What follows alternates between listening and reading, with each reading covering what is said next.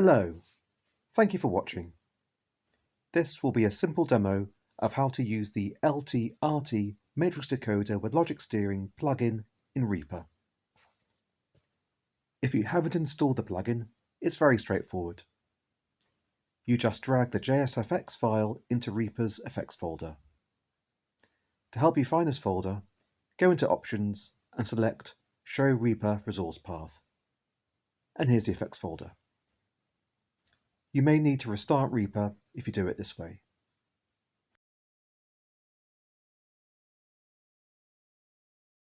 Here's the default view. This is the version for Mac, and it should be very similar in Windows and Linux. The first thing you need to do is make sure that the master track is set up for 5.1 output.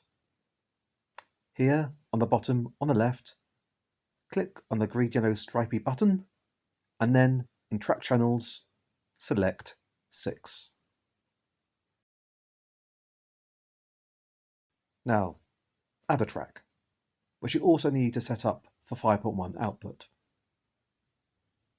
Click on the Tracks button down here, and again, select 6 track channels. Now in the track, you want to insert the media file, in this case, a stereo audio file. This is the LCRS channel ID test I use, which has been encoded in Dolby Stereo.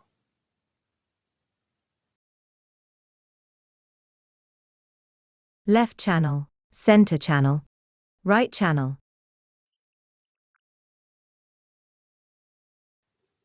Now, let's add the plugin on the track. Up here, click on the FX button, and on this window, search for the plugin.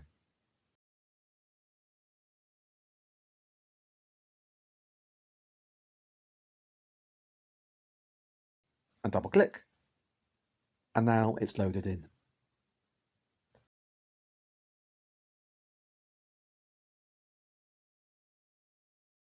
There's a few settings you can change, but I like to keep the defaults, although a steering strength nearer 2 is my preference for decoding feature film audio.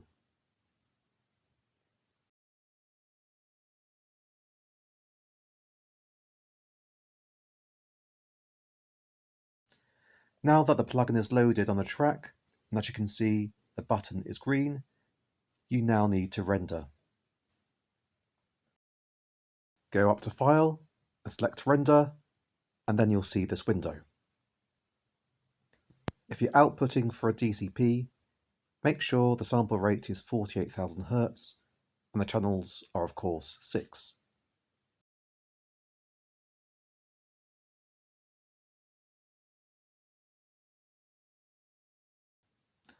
I save in 24-bit WAV format and keep the large files optioned as this one, so it enables the file sizes to exceed 4 GB, which is essential for feature film lengths. And then click Render.